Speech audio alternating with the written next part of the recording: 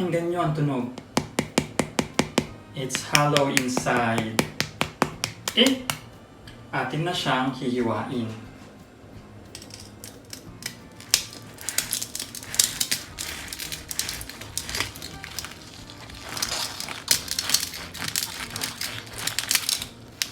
Maano pala yung ating tanglad. Pero makita nyo, juicy siya sa loob. And it's mouth-watering.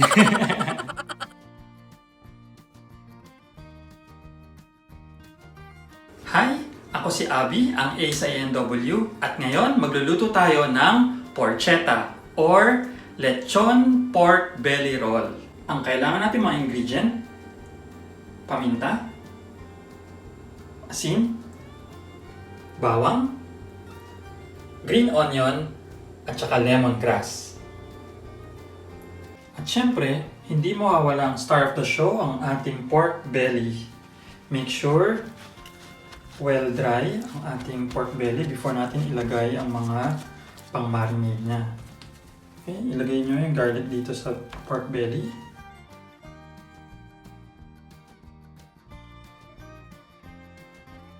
Tapos ilagay nyo na ang inyong paminta.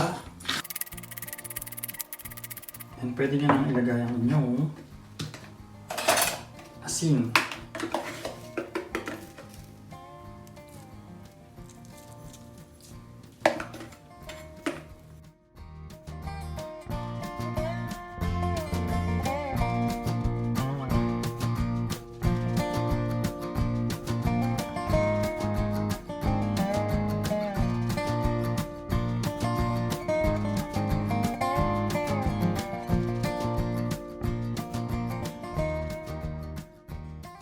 Tapos ngayon, pwede natin yung palaman ito ang ating green onion. Pati na rin ang ating tanglad. Ang next step, i-roll na natin at tatalian ang ating pork belly.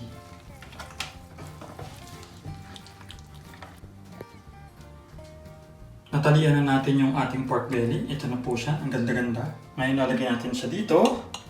Tatakpan po natin ang plastic wrap at ilalagay natin sa ref overnight.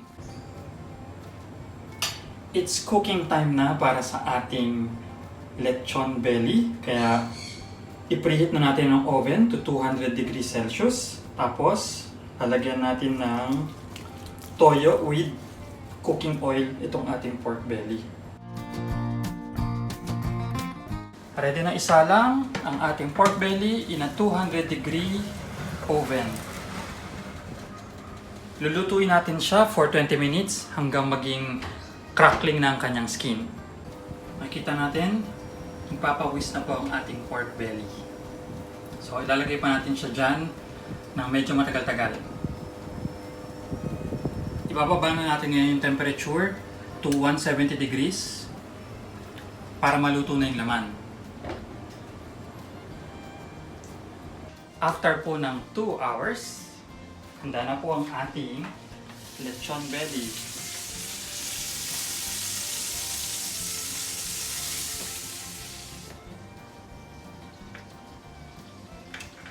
Hihintayin lang po natin mag-rest yung meat and then pwede na po tayong kumain. Ating nang tikman. Have you noticed that crunch? Oh, mainit. Ito. Tikman natin. Sausaw. Pork belly. Grabe. Sobrang juicy. Isa pa.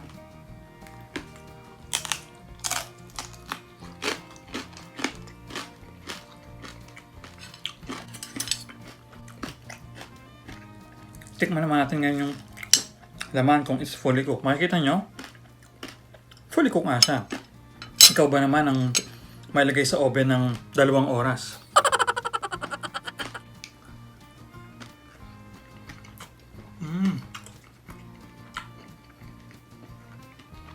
Sobrang lambot ng baboy.